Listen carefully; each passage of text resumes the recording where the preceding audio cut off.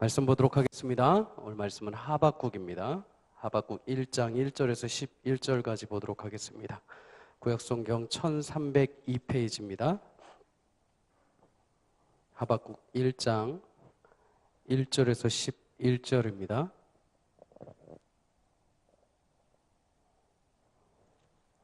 구약성경 1302페이지입니다.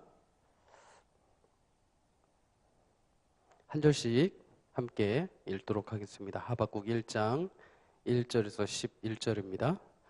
선지자 하박국의 묵시로 받은 경고라. 여호와여, 내가 부르짖어도 주께서 듣지 아니하시니 어찌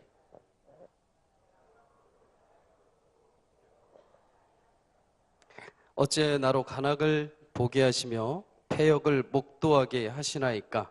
내저 겁탈과 강포가 내 앞에 있고 변론과 분쟁이 일어났나이다. 이러므로 율법이 해이하고 공의가 아주 시행되지 못하오니 이는 악인이 의인을 애워쌌으므로 공의가 굳게 행함이니라. 여호와께서 가라사대 너희는 열국을 보고 또 보고 놀라고 또 놀랄지어다. 너희 생전에 내가 한 일을 행할 것이라. 혹이 너희에게 고할지라도 너희가 믿지 아니하리라. 보라, 내가 사납고 성급한 백성 곧 땅의 넓은 곳으로 다니며 자기의 소유 아닌 거할 곳을 점령하는 갈대아 사람을 일으켰나니 그들은 두렵고 무서우며 심판과 위령이 자기로 말미암으며 그 말은 표범보다 빠르고 저녁 이리보다 사나우며 그 기병은 원방에서부터 빨리 달려오는 기병이라. 마치 식물을 움키려 하는 독수리의 나름과 같으니라. 그들이 다 강포를 행하러 오는데 앞을 향하여 나아가며 사람을 사로잡아 모으기를 모래같이 많이 할 것이요 열왕을 멸시하며 방백을 처수하며 비웃으며 풍벽을 쌓아 것을 취할 것이다. 함께 읽습니다. 그들은 그 힘으로 자기 신을 삼는 자라. 이에 바람같이 급히 몰아 지나치게 행하여 득죄하리라. 아멘.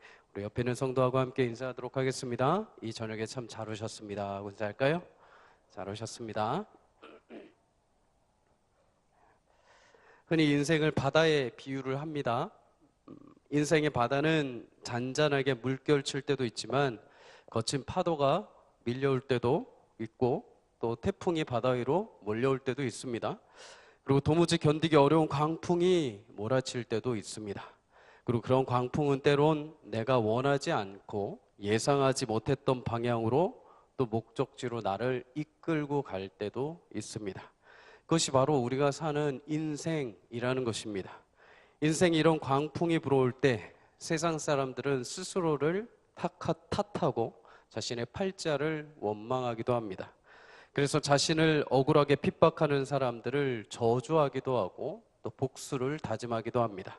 또한 반면에 스스로 자포자기하며 땅이 꺼져라 한숨을 쉬기도 하고 상황이 더 나빠지지 않을까 두려움에 잠을 이루지 못할 때도 있습니다. 그러나 자연 속의 광풍까지도 잠잠케 하시고 더불어 우리 인생에 몰아치는 광풍 또한 제어하시는 예수님을 믿는 신자라고 한다면 세상 사람들이 하는 행동을 하기 전에 먼저 하나님을 의식하고 생각해야 할 것이 있습니다. 내게 다가온 어려운 일들 그리고 지금 나의 삶 전반에 주어진 모든 상황이 주님의 섭리와 계획 가운데 있다는 것을 확신한다면 일단은 어떤 힘듦과 어려움 속에서도 불평의 말보다도 일단은 역사의 주관자 되시는 하나님 앞에 잠잠히 묻고 구하는 것입니다. 안개 속에 길을 잃었으면 그 자리에 가만히 있어야 합니다. 하나님의 때가 되면 그 안개는 거치기 마련입니다. 그동안 우리는 마음을 가라앉히고 하나님께서 왜 우리에게 이런 광풍을 통해 예상치 못한 곳으로 인도해 가시는지에 대해서 고민하고 생각을 해야 합니다. 지구의 낮과 밤을 만드신 하나님은 우리의 인생에도 우리의 신앙에도 낮과 밤을 주셨습니다. 거기에는 감히 우리 인간이 깨달을 수 없는 깊고 넓은 하나님의 지혜가 담겨 있습니다. 자연계에도 꽃이 아침에 아름답게 피어나기 위해서 밤에 봉우리가 이슬을 머금고 준비하는 것처럼 인생의 밤이 지속되는 동안에도 하나님께서는 우리의 인생에 꽃을 피울 준비를 시키시는 것입니다. 만약 햇볕만 계속 받게 된다면 그 꽃은 금방 시들고 그 주변은 사막처럼 말라버릴 것입니다. 만약 매일 모든 일이 내 생각대로만 된다면 그 인생은 하나님을 찾지 않는 교만한 인생이 될 것입니다. 그래서 하나님은 우리가 아무리 싫다고 하여도 불행의 밤을 주시고 배신의 밤을 주시고 좌절의 밤, 실패의 밤을 주셔서 우리의 영혼에 있는 도끼를 빼시고 정화시켜 가시는 것입니다. 가나안 땅을 눈앞에 둔 이스라엘 백성에게 모세가 유언으로 당부한 말씀이 있습니다. 신명기 8장 15절에서 16절입니다. 너를 인도하여 그 광대하고 위험한 광야 곧 불뱀과 전갈이 있고 물이 없는 건조한 땅을 지나게 하셨으며 또 너를 위하여 단단한 반석에서 물을 내셨으며 내 조상들도 알지 못하던 만나를 광야에서 내게 먹이셨나니 이는 다 너를 낮추시며 너를 시험하사 마침내 너에게 복을 주려 하심이었느니라. 이스라엘 백성을 향한 하나님의 목적은 단순히 가나안 땅에만 들어가는 것이 아닙니다. 광야라는 시험과 고난을 통해 철저히 스스로의 한계를 경험하고 하나님의 하나님 되심을 인정하는 것이었습니다.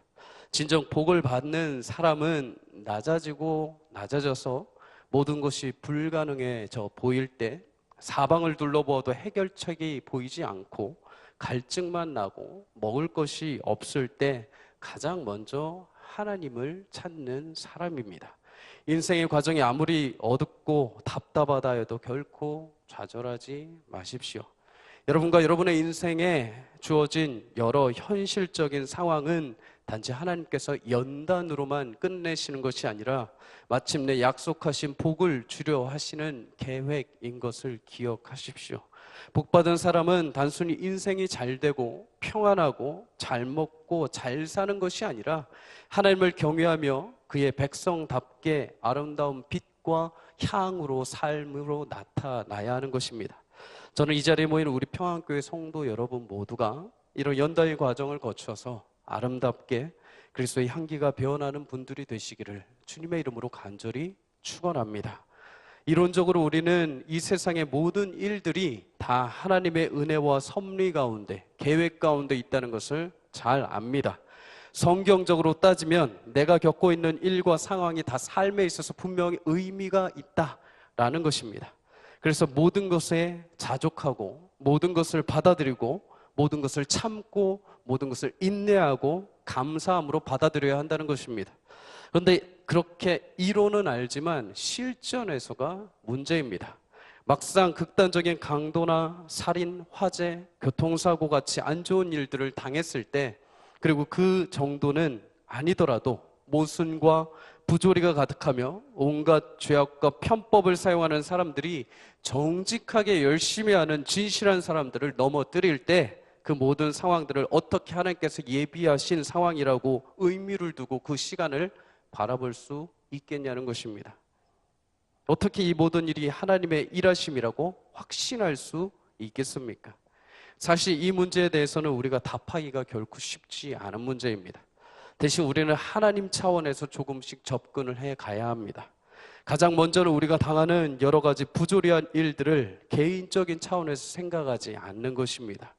성경을 우리가 한 개인의 구원 교과서로만 보게 될 때 우리의 시야는 굉장히 좁아지고 편협해지게 됩니다. 내가 바라는 것, 내가 구하는 것이 안 됐을 때 하나님의 존재 자체까지 유무로 판단하게 된다는 것입니다. 물론 성경의 중요한 주제 중 하나가 개인과 하나님과의 관계일 것입니다. 하지만 그것이 전부라고 성경은 말하지 않습니다. 궁극적으로 성경의 주요 메시지는 온 세상의 상태와 이 세상의 구원이란 운명에 관한 것이며 개인으로서 여러분과 저는 이 전체의 일부분에 속해 있는 존재라는 것입니다. 성경이 인간의 창조를 출발점으로 삼지 않고 이 세상의 창조를 출발점으로 삼은 이유가 여기에 있습니다. 성경은 우리 개인의 일을 뛰어넘어서 세상의 전체적인 문제 모두를 다루고 있습니다. 그렇다면 우리 주변에 발생하는 모든 일들은 큰 관점에서 하나님이 하나님의 일을 해 가시는 하나의 방법이라는 것입니다. 나 개인에게는 그것이 이해가 되지 않는 일이고 타이밍이 아니지만 하나님의 입장에서는 성취하시기 위한 적절한 시간이요 진행 방법이라는 것입니다. 오늘 우리는 하박국을 통해서 마치 부조리한 것 같은데 하나님께서 어떻게 하나님의 방법대로 일해 가시는지를 우리는 보게 됩니다. 크게 하나님께서 하나님의 일을 해 가시는 방법을 오늘 두 가지 정도 보게 됩니다. 첫째는 하나님은 하나님의 시간 속에서 반드시 하나님의 방법대로 일을 해 가신다는 것입니다. 유다 왕국 말기에 이미 북이스라엘은 하나님의 징계를 받아서 아수르에게 멸망을 당한 상태였습니다. 그럼에도 불구하고 남유다 역시 하나님을 떠나서 죄악의 길에 들어서고 오히려 무가치한 것들을 쫓았던 것입니다.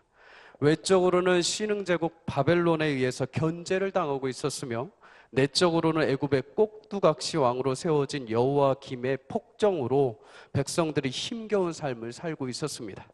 여호야김은 애굽의 바로 왕에게 잘 보이기 위해서 백성들을 무자비하게 폭행을 하고 세금을 걷고 화려한 궁을 짓기 위해서 백성들을 착취하는 일을 벌였습니다. 그런데 문제는 그것뿐만이 아니었습니다. 왕이 어그러진 길로 들어서자 그 아래 있는 신하들도 역시 동일한 방법으로 백성들을 대한 것입니다. 그들의 방법은 왕과 똑같이 패역하였고 힘으로 빼앗는 겁탈과 강포였습니다. 그러다 보니 법정은 항상 시끄러웠습니다. 그런데 법정조차도 제대로 된 공의로 집행된다기보다는 힘에 의해서 집행되고 편법을 사용하다 보니 변론이 많아지고 법정 밖 개인의 일들 속에서도 분쟁이 끊이지 않는 사회였습니다. 물론 그 속에서도 분명 의인들은 있었을 것입니다. 그 속에서도 오직 하나님의 말씀을 지키고 하나님 앞에 정의를 행하고 손해를 보더라도 정직하게 일들을 처리해가는 방법을 선택한 사람들이 분명히 존재했을 것입니다. 그런데 그런 자들의 삶이 결코 만만치 않음을 우리는 보게 됩니다. 4절에서 하박국이 고백하는 것처럼 그들은 정의를 행하고 정직하게 살면 살수록 오히려 악인들이 사회에서 주도적인 일을 하고 그들을 핍박하고 괴롭히고 죽이기까지 하는 극단적인 상황까지 몰렸던 것입니다. 어린 시절만 해도 사회적으로 또는 개인적으로 이런 가치관들이 존재했습니다. 정직하게 최선을 다하면 반드시 잘 된다는 것입니다. 정의는 반드시 승리한다라는 것입니다. 그래서 늘 매일같이 나오는 영화가 만화가 늘 정의 편에서 정의의 수호자가 항상 승리하는 것을 보게 되었습니다. 물론 이것은 신앙을 떠나서 그냥 기본적으로 사람들이 가지고 있는 보이지 않는 사회적인 어떤 성향이었습니다. 그래서 남들이 뭐라 하던 열심히 살고 정직을 다하고 최선을 다하면 자신의 삶이 좋아질 것이고 윤택해질 거라는 것입니다. 그런데 어느덧 이런 가치관이 굉장히 우스워지는 세상이 되었습니다. 정직하면 그냥 정직으로 끝나고 그냥 손해가 돌아옵니다. 억울해서 잠잠히 있으면 그냥 억울함으로 끝이 납니다. 사람들은 더 이상 정의와 공평과 의로움 따위에는 전혀 관심이 없습니다. 거짓이 난무해도 그냥 그러려니 하고 살아갑니다. 이제는 어떻게 해서든 연줄과 편법을 동원해서 동시에 성공이라고 한다면 처참하게 밟고라도 올라서려는 시대가 된 것입니다. 법보다는 힘이 앞서고 주먹이 앞서고 돈이 앞서는 시대가 되었습니다. 더 우습고 안타까운 것은 교회 안에서도 이런 모습들이 보인다는 것입니다. 이런 사회 속에서 분명 어린아이와 같이 순전한 믿음으로 정직을 외치고 바름을 외치고 하나님 앞에 성결을 외치며 차라리 억울한 누명을 쓰는 한이 있더라도 돌아서지 않겠다고 다짐하며 살아가는 사람들이 분명히 존재할 것입니다. 분명 있을 것입니다. 그러한 사람들의 헌신과 손해와 기도를 통해서 하나님은 아직도 이 나라를 끌어안고 계시고 포기하지 않고 계시고 기다리고 계신다는 것입니다. 저는 이 시대 그렇게 숨겨진 보석과 같은 의인들이 이 자리에 앉아 계신 여러분들이 되시기를 간절히 주의 이름으로 소원합니다. 교회 신자의 의무가 목적이 무엇입니까? 교회 다니는 이유와 예배하는 이유가 무엇입니까? 여러분과 제가 예수님을 믿는 이유가 무엇입니까? 무엇인가 이루시기 위함입니까? 그렇다면 잘못 찾아오셨습니다.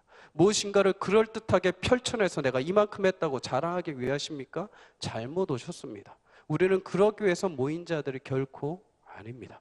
세상에 썩어져가는 속에서도 유일하게 하나님의 말씀을 지켜내는 사람들이 있다, 시선을 돌려보아라 했을 때 그 대상들이 바로 우리가 되어야 할 것이고, 누군가는 바보처럼 끈질기게 정직을 외치고 희생을 외치고 죽음까지 앞에 들어서는 모습이 있다 할 때, 그것을 봐라 할 때 그것이 바로 우리가 되어야 하는 사람들입니다.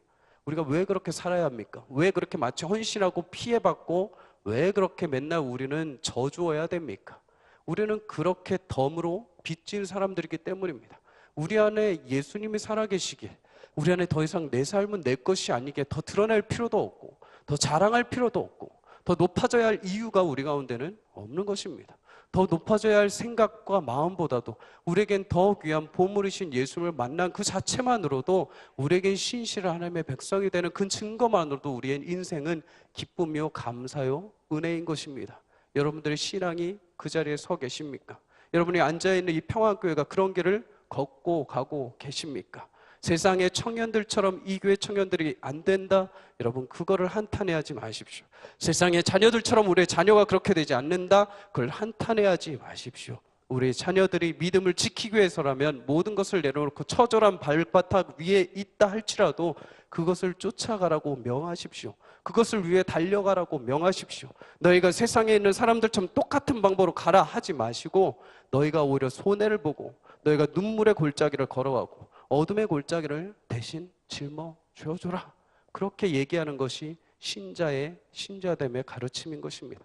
사랑하는 성도 여러분, 우리가 왜 주님을 따르는지 기억하십시오. 60년, 70년, 80년 우리의 인생 신앙길이 아무리 오래 달려왔다 하더라도 내가 분명 하나님을 왜 믿는지 우리가 이 자리에서 고백하지 못한다면 그것은 아무런 의미가 없는 것입니다. 하나님께서 우리를 부르신 그 목적이 있다면 오직 유일해가 이 땅에서 감당해야 할 그리스도의 신자로서의 사명, 그것이 우리에게 주어졌기 때문에 이 저녁에 앉아 있는 것입니다. 여러분들의 심장 가운데 누구의 피가 흐르고 있고 여러분들의 그 은밀한 상자 안에 무엇이 담겨 있는지를 정확하게 하나님 앞에 드러내십시오. 그 주님 앞에 신실하게 드러내실 때 신자로서의 삶, 결코 후회하지 않는 삶을 하나님 앞에 살아가게 되실 것입니다. 그런 귀한 의인들이 여러분과 저와 또 귀한 우리 자녀들이 되시기를 주님의 이름으로 간절히 축원합니다. 물론 이런 의인들의 존재로 인해서 어두운 세상은 더 밝아지고 썩어져가는 곳은 더 이상 부패되지 않을 것입니다. 그럼에도 우리의 마음속에는 어떤 생각이 자꾸만 듭니까?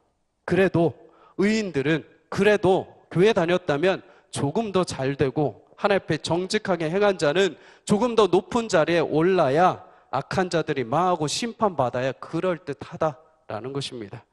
그런데 여러분, 우리가 힘들어하는 건 그렇지 않다는 것입니다. 이런 상황에서도 하나님은 즉각적으로 불의와 압제를 그대로 그냥 놔두시고 파괴와 폭력, 불의가 백성 가운데 무르익도록 허용하시는 것처럼 우리 눈엔 자꾸만 보인다라는 것입니다. 그래서 하박국이 질문을 합니다. 이 모든 것이 도대체 언제 끝나겠습니까? 악한 자들의 횡포가 도대체 언제 심판을 받을 것이고 하나님의 질서가 언제 세워져서 하나님의 의인들이 도대체 언제 그럴듯하게 살아가는 시대가 오겠습니까? 왜 하나님은 이 땅에 정의와 평화가 넘치는 하나님의 나라를 수없이 선포하시면서 왜 하나님을 세워 가시지는 않는 것 같습니까? 이런 고뇌의 질문들이 하박국의 첫 번째 질문입니다. 그런데 이 질문은 단순히 하나님의 말씀을 받자마자 하박국이 즉각적으로 즉흥적으로 대답을 한 것이 결코 아닙니다. 2절에 보는 바와 같이 하박국 선지자는 입이 이전부터 끊임없이 이 질문을 하나님 앞에 드리고자 몸부림치면서 진행해 온 것을 보게 됩니다. 인내의 과정과 결단과 그 모든 과정을 거쳐서 나오게 된 질문입니다. 계속해서 부르짖고 하나님의 일하심을 기다리면서 유다의 강포요, 유다가 이렇게 범죄했어 라고 외치면서까지 하나님의 일하심을 처리하기를 기다렸습니다. 그런데 아무리 부르짖고 시간이 지나도 하나님의 구원이 그리고 그 열심이 보이지 않았다는 것입니다. 날이 갈수록 악인이 득세하고 의인들이 힘겨워하는 삶이 너무나 두드러졌습니다. 하박국은 분명 의인의 위치에서 하나님의 뜻하심을 위해 버티고 버텼을 것입니다. 그런데 시간이 지나면서 속된 말로 우리 인내의 한계가 찾아온 것입니다. 정말 저거는 아니지. 정말 저런 일이 어떻게 벌어질 수 있어? 도대체 언제까지 이렇게 두고만 보실 거야? 하면서 버티다 더 이상 버티지 못할 상황에 이르자 하박국은 하나님의 말씀을 받자마자 기다렸던 질문을 하나님께 한 것입니다. 사실 선지자 중에 하나님의 말씀을 받자마자 심지어 논쟁과 비슷하게 이렇게 대화하는 사람은 하박국밖에 없습니다. 오히려 대부분의 선지자가 하나님이 너무 두렵고 광대해서 하나님의 말씀을 주시자마자 철퍼덕 엎드려서 눈물을 흘리거나 아니면 죄로다 나여 망하게 되었다 하면서 고백하면서 하나님의 말씀을 선포하게 됩니다. 그런데 하박국은 그 위대하신 하나님의 말씀을 받자마자 논쟁 비슷하게 질문을 시작합니다. 그만큼 하나님 앞에 지금 내 이 질문이 나의 목숨을 걸 만큼 너무나 절제적이고 갈망하는 질문, 의문이라는 것입니다. 신자들 우리가 신앙생활하면서 가장 힘들어하는 부분은 참고 기다리는 것입니다. 기도했는데 안 되는 것 같은 것입니다. 분명 하나님께서 분개하시고 분명히 뒤집어 엎으실 만한 상황인데도 이상하리만큼 침묵을 하신다는 것입니다. 개인적으로 신대원을 다닐 때 너무 힘든 일이 있었습니다. 지금 당장 이 일이 해결되지 않고는 정말 내일 당장 시험, 내일 당장 공부, 당장 내일 일이 손에 잡히지 않을 정도였습니다. 그래서 밤에 뒷산에 올라서 오늘은 나무 한 그루를 뽑아버려야지 하는 마음으로 산 입구에 들어섰다가 너무 무서워서 내려왔습니다. 도저히 못 올라가겠더라고요. 나무는 잡아야겠는데 이게 너무 지금은 모르겠는데 예전에 신대가 이게 산 꼭대기 조금 무섭습니다. 그래서 그때는 제가 목사가 아니어서 일단은 다시 내려왔습니다. 다시 내려왔는데 그 옆에 헬스장이 있었습니다. 아주 작은 헬스장인데 칸막이로 이렇게 컨테이너가 하나 있었습니다. 내려오다가 그래도 칼을 뺐는데 뭔가는 해야 될 것 같아서 컨테이너 뒤쪽에 이렇게 조명이 비추고 있었습니다. 저 정도면 내 담력이 좀 버틸만 하다 해서 컨테이너 뒤에 가서 기도를 시작했습니다. 나무가 아니라 컨테이너를 붙잡고 기도를 하기 시작했습니다. 일어섰다 앉았다 무릎 꿇었다 왔다 갔다 하면서 열심히 기도를 했습니다. 그렇게 발버둥을 치고 기도를 하는데 응답이 안 왔습니다. 그리고 그렇게 기도에 대한 결과가 자그마치 4년 후에 전혀 예상하지 못한 방법으로 찾아왔습니다. 크리스천에게 하나님의 일하심을 기다리는 그 시간만큼 정말 힘들고 고된 시간, 정말 속된 말로 중노동은 없을 것입니다. 시편 13편에도 역시 하나님의 일하심을 기다리면서 근심하고 단절과 고통 속에 탄식하는 모습이 나옵니다. 여호와여 어느 때까지니까 나를 영영히 잊으십니까? 주의 얼굴을 나에게서 언제까지 숨기시겠습니까? 다 읽지는 않았지만 언제까지 어느 때까지 참아야 됩니까? 라는 고백이 4번이나 등장을 합니다. 결국 시인의 말을 들어보면 단순히 몇 시간 전이나 며칠 전에 시작된 것이 아니라 아주 오랜 시간 전부터 하나님 앞에 끊임없이 부르짖어 왔다는 것입니다. 그만큼 오랜 시간 동안 하나님으로부터 버려진 것 같고 긴 고통 속에 있었다는 것입니다. 그리고 지금까지도 어렵게 버텨왔는데 도대체 얼마나 더 앞으로 참아야 합니까? 라는 거에 대해서 질문을 하는 것입니다. 그런데 사실 이 기다림은 우리 수준에서의 기다림입니다. 하박국 선지자나 시편 기자나 응답을 기다리는 우리의 기다림의 수준은 의인이 그럴듯하게 걸맞게 내 행실에 걸맞게 내가 이성적으로 생각한 거에 걸맞게 하나님께서 뒤집어 주시고 악인을 심판하시고 내 거에 그럴듯하게 만족을 주시는 차원에서의 기다림입니다.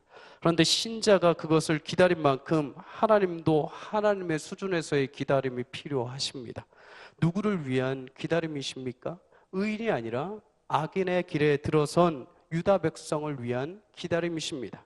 그것은 마치 악행을 기다렸다가 한번 두고 봤다가 치명적인 실수를 할 때 팍 찔러서 심판하시는 기다림이 아니라 악행을 저지르고 엉뚱한 길로 들어선 자들이 스스로 행위에서 돌아서고 하나님의 뜻으로 돌이킬 때까지의 기다림이신 것입니다. 하나님의 선택하심 속에 이스라엘과 남유다는 늘 기다림의 대상이었습니다. 그렇게 사랑을 주고 사랑을 얻어내길 원하시는 기다림이었습니다. 하박국의 입장에서 길어야 분명 유다의 악행을 30년에서 10년 정도 바라보면서 하나님의 일하심을 기다렸을 것입니다. 하지만 하나님께서 이스라엘 유다를 돌아오게 하시는 기다리긴 시간은 수백 년에 이릅니다. 어쩌면 그 기다림은 지금을 살아가는 우리를 향해서도 계속해서 진행되고 계실 것입니다. 시작과 끝을 주관하시는 분, 시간이라는 제한에 가둘 수 없는 분에게 시간을 따지는 것을 분명 의미가 없을 것입니다. 모든 것을 마음먹은 대로 행하시고 진행해 가시는 그 하나님에게 기다림을 요청하는 것은 신적인 예에도 벗어나는 일입니다. 그런데 이제 20년 정도 그 악함의 환경을 보고 부르짖고 외쳐대던 하박국에게 영원하신 하나님께서 나타나시고 말씀해 주셨다는 것은 엄청난 기적이고 사건인 것입니다. 우리는 자주 이 부분을 잊어버립니다. 고작 80년에서 100년을 살아가는 사람들의 차원에서 20년을 기다림과 영원하신 하나님의 차원에서 20년을 기다린 것은 비교될 수가 없는 것입니다. 우리가 아무리 기도하고 하나님의 응답이 더디다 하더라도 하나님의 차원에서 그 응답은 결코 더딘 것이 될 수 없는 것입니다. 우리의 일하는 차원과 기다림의 차원이 내 뜻과 내 시간 안에 되지 않는다고 해서 하나님의 뜻과 시간이 멈춘 것이 아닙니다. 오히려 그 위대하신 뜻과 계획을 우리 시간 속에 넣어서 응답이라는 차원에서 정확한 타이밍을 맞추어 내신다는 자체가 우리에겐 놀랍고 감격스러운 은혜인 것입니다. 사랑하는 평안교회 성도 여러분, 우리는 시계를 자꾸만 들여다봅니다. 기도할 때 시계를 봅니다. 기도하고 나서 달력을 자꾸만 봅니다. 볼 때마다 느끼는 것은 하나님께서 전혀 날짜에 또는 그 시간에 그때에 관심이 없는 것처럼 보인다는 것입니다. 지금 당장 직장을 주셔야 하고, 지금 당장 결혼을 시켜주셔야 하고, 당장 자식을 좀 어떻게 해주셔야 하고, 지금 당장 사업이 일어나야 하고, 지금 당장 우리 가족이 어떻게 돼야 하고, 지금 당장 나보다 저 악한 무리가 어떻게 돼야 하고, 선한 나의 모습이 일어나길 원한다는 것입니다. 그 일이 당장 이루어지기 않기에 하나님은 아무 일도 하시지 않는 것처럼 우리는 늘 생각을 한다는 것입니다. 하지만 여러분 기억하십시오. 베드로후서 3장 8절의 말씀처럼 주께는 하루가 1000년 같고 1000년이 하루 같기에 그분에게는 하루지만 우리에게는 수십 년, 수백 년, 수천 년이 될 수 있다는 것입니다. 물론 그날이 우리에게는 빨리 하루속히 임하길 원할지 모릅니다. 하지만 1000년을 하루같이 여기시는 하나님의 선택과 타이밍은 오히려 우리의 생각하는 계산보다 훨씬 더 정교하고 정확하게 이루어지는 것을 여러분 기억하십시오.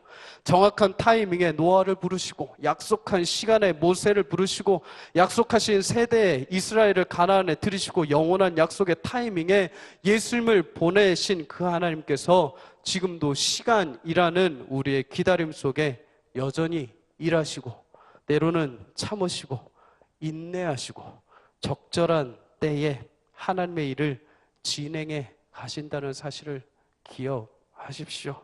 여러분이 기도하시고 부르짖었는데 하나님이 응답하시지 않는 것 같아서 힘겨워하십니까? 도대체 하나님, 내가 이 짓을 얼마나 더 해야 합니까? 도대체 하나님, 제가 얼마나 더 버텨야 합니까? 라고 한탄을 하십니까? 하나님의 관점에서는, 그 영원한 관점에서는 이것이 순간일 수 있습니다. 이것이 그냥 하나의 점같이 여겨질 수 있습니다.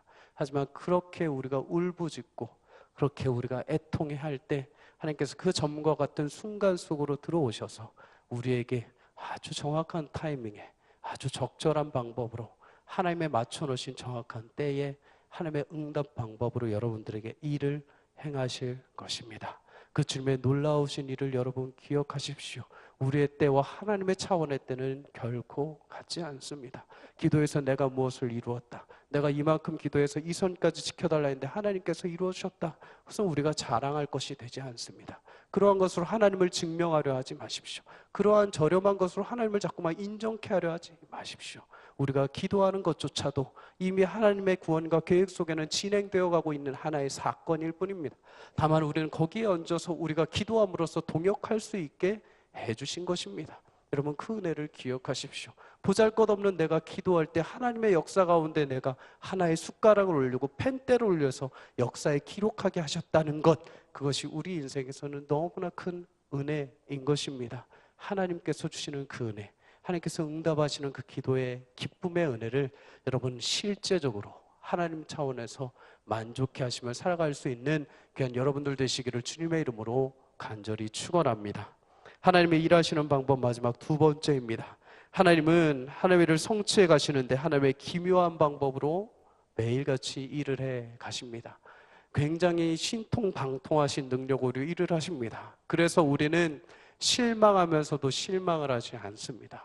우리는 좌절하면서도 좌절이 안 됩니다. 왜냐하면 우리 차원에서 되지 못한 걸 하나님 차원에서 일해 가시기 때문입니다.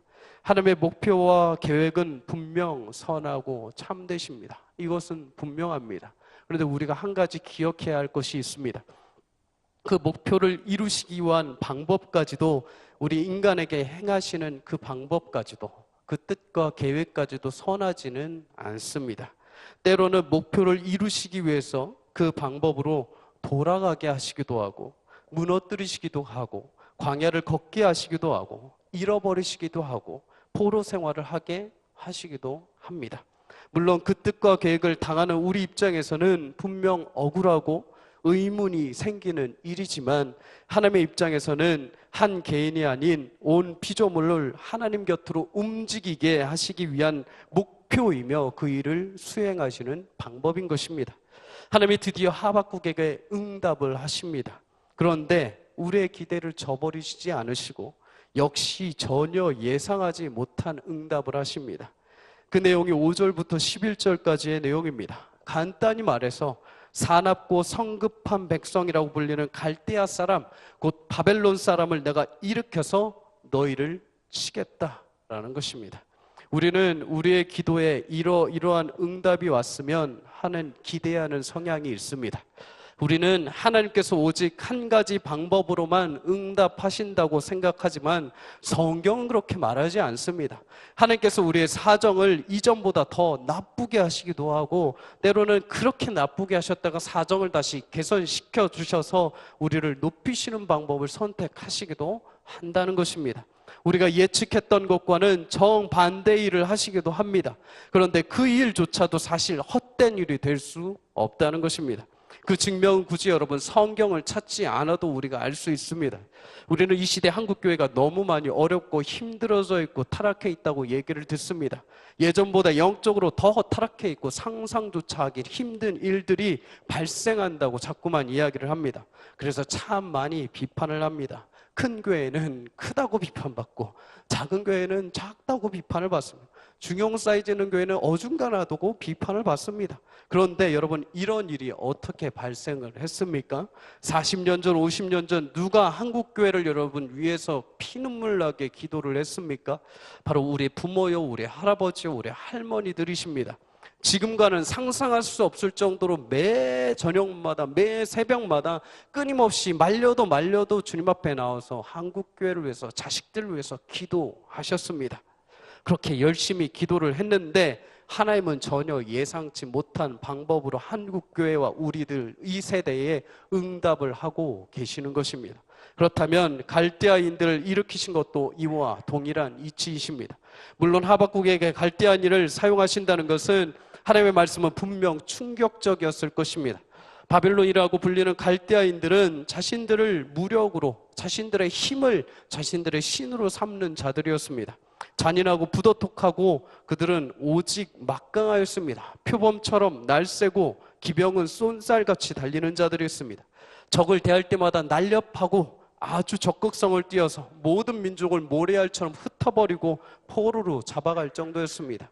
그런데 하박국이 더 이해할 수 없는 것은 지금 악을 행하는 유다보다 훨씬 더 악한 저 갈대아인들을 하나님께서 유다 민족의 심판자로 세우셨다는 것입니다.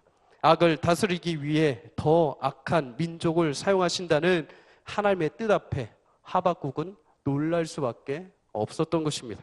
하나님은 하나님의 역사의 진행 과정 속에서 하나님의 목적을 달성하시기 위해 온갖 이상하고 예기치 못한 도구들을 사용하십니다. 이 사실이 우리에게 매우 중요합니다. 왜냐하면 성경은 우리가 이 세상에서 일어나고 있는 많은 일들을 이 점에 비추어서 이해해야 한다는 것입니다. 여러분을 싫어하는 사람들을 통해서, 여러분보다 더 악한 사람들을 통해서, 교회와 정반대되는 이슬람과 반기독교 세력을 통해서, 믿지 않는 나의 친척과 동료들을 통해서 하나님은 얼마든지 나를 통해 일하고 계신다는 것입니다. 그 말은 나보다 더 악한 사람을 통해서 나를 징계하신다는 차원이 아닙니다. 이 시야를 더 넓혀서 하나님은 단순히 유다만의 하나님이 아니요, 온 나라를 통치하시는 열방의 하나님이시라는 것을 증명해 내고 계시는 것입니다. 하나님은 나만 보호하는 편협한 신이 아니라 모든 나라와 열방, 심지어 내가 생각하기에 악인이라고 생각되는 사람들조차도 하나님은 그 주권 아래 그들을 묶어두고 계신다라는 것입니다. 사랑하는 여러분, 지구상의 모든 역사는 하나님의 주권 아래 있습니다.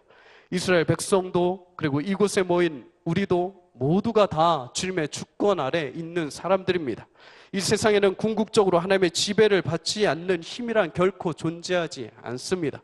하나님은 유다라는 나라를 징계하시고 회복하시기 위해서 유다보다 훨씬 더 의롭지 못하고 잔인한 이방 갈대아인들을 준비시키셨습니다. 하나님은 충분히 우리를 더욱 아름답게, 그의 백성답게 정결하고 거룩하게 회복하시기 위해서 세상에 우리보다 더 저렴한 힘을, 우리보다 더 가치 없는 힘을 사용하실 수 있다는 것입니다. 하지만 그것을 두려워하지는 마십시오. 오히려 그렇게 세상이 주는 고난은 우리를 더욱 하나님의 백성답게, 아름답게 주의 길로 인도하시고자 하는 하나님의 섭리와 계획이 담겨 있기 때문입니다. 그래서 우리는 고난과 연단이 찾아오면 육신은 피곤할지 모르지만 우리의 영은 더욱 성령으로 충만하고 하나님 앞에 붙들림 받은 인생이라는 것을 확신하게 되는 것입니다. 그래서 우리 믿는 신자에게는 결코 우연이란 존재할 수 없습니다. 따라서 일도 우발적으로 결코 일어나지도 않습니다. 왜냐하면 역사에서 정해진 하나님의 계획과 그 때에 맞춰 하나님은 하나님의 방법대로 하나님께서 통치하시는 악인일지라도 사용하시며 일해 가시기 때문입니다. 처음부터 그 끝이 어떻게 될지를 아시는 하나님은 특별한 목적이 있어서 우리 인생의 고난이란 것을 계획하시고 그 시작과 끝에 적절한 때도 이미 준비를 해 놓으셨습니다. 우리는 매일 기도하면서 마음속으로 말하지 못하는 소원이 하나씩 있습니다. 그것은 바로 내가 기도하는 이 기도의 응답이 내가 생각하는 그때까지 이루어지길 바란다는 소망입니다. 그런데 하나님은 우리의 기도를 응답하신 그때를 우리는 결코 알지 못합니다. 하나님의 시간표가 그렇게 어떻게 흘러가고 있는지 우리는 결코 알지 못합니다. 이것이 우리의 제한된 현실입니다. 그렇기 때문에 신앙은 우리의 믿음에 부여되어 있습니다. 우리는 그래서 무엇을 보았다, 무엇이 이루어졌다, 무엇이 일어났다를 통해서 신앙생활을 하는 것이 아니라 믿음으로 신앙생활을 해가는 것입니다. 그렇다고 하나님의 때가 없는 것은 아닙니다. 하나님의 때는 우리의 생각을 넘어서 나타납니다. 이러한 사실을 우리가 안다면 우리는 하나님의 일하심을 기대하면서 절망하지 않고 기다릴 수 있는 것입니다. 그래서 하박국 2장 4절의 말씀처럼 의인은 그의 믿음으로 말미암아 사는 것입니다. 아무리 세상이 거꾸로 돌아가는 것 같고 부정과 불의가 난무하고 폭력과 죄악이 가득하다 할지라도 결국에는 그 악함까지도 사용하신 후 그 악함을 무너뜨리시고 그의 백성들을 회복하실 것을 알기에 오늘도 우리는 아주 평범하지만, 아주 익숙하지만, 늘 들어왔지만 다시 한번 믿음이란 단어를 붙잡고 하나님 앞에 서게 되는 것입니다. 여러분을 향한 믿음의 역사의 주관자가 누구인지를 여러분 기억하십시오. 세상에 때로는 내가 원치 않는 방향으로 흘러가고 내가 원치 않은 사람들에 의해서 핍박을 당할 때 이것이 누구를 위한 일이고 하나님께서 왜 이런 일들을 행하시는지를 여러분 발견해 내십시오. 하나님께서 이를 통해 내가, 그리고 우리 교회가, 우리 가정이 무엇을 발견하기 원하시는지를 질문해 가십시오. 역사의 모든 일에는 반드시 목적이 있습니다. 하나님의 그 계획하심 앞에 그 의미를 깨달을 때 비로소 모든 일에, 모든 믿음에 더욱더 하나님 앞에 다가갈 수 있는 은혜가 우리 가운데 주어지는 것입니다. 그리고 우리 자신을 돌아보고 겸손하게 하나님 손에 맡기십시오. 이렇게 고백하십시오. 주여, 아무리 힘든 길이라도 나의 길이 아닌 주님의 길을 가게 하십시오. 나 단지 한 가지 소원은 내 영혼이 하나님 앞에 바르게 살아가는 것입니다. 오직 진노 중에라도 긍휼을 잊지 마십시오. 그러나 그 모든 것보다도 주님의 일을 계속 행하셔서 나의 영혼이 또 이 시대에 주의 백성이 부흥하게 하시고 나로 하여금 주님의 마음에 흡족한 자가 될 수 있게 나를 인도해 가십시오 라는 이 시대 마지막 남겨진 의인의 고백이 여러분과 저의 고백이 되시기를 간절히 소망합니다. 하나님은 비록 지금은 침묵하시는 것 같아도 분명 선악을 구별하시고 판단하고 계십니다. 또한 믿음을 지키며 살아가는 여러분을 기억하실 것입니다. 고난과 연단의 그 끝에 주님께서 우리에게 주실 온전한 성도로서의 삶을 여러분 기대하시기 바랍니다. 매일같이 그런 심령 가운데 하나님께서 주신 말씀을 기억하면서 여전히 진행되는 세상의 부정과 악함과 고난 속에서도 오히려 하나님 때와 시기를 묻기보다는 모든 것을 조정하시고 신실하게 역사해 가시는 하나님을 신뢰함으로 오직 여러분과 저를 향한 복된 신자의 삶으로 매일 한 걸음 한 걸음 걸어가며 주님 앞에 담대히 나갈 수 있는 하나님의 복된 자녀들 되시기를 주님의 이름으로 간절히 축원합니다.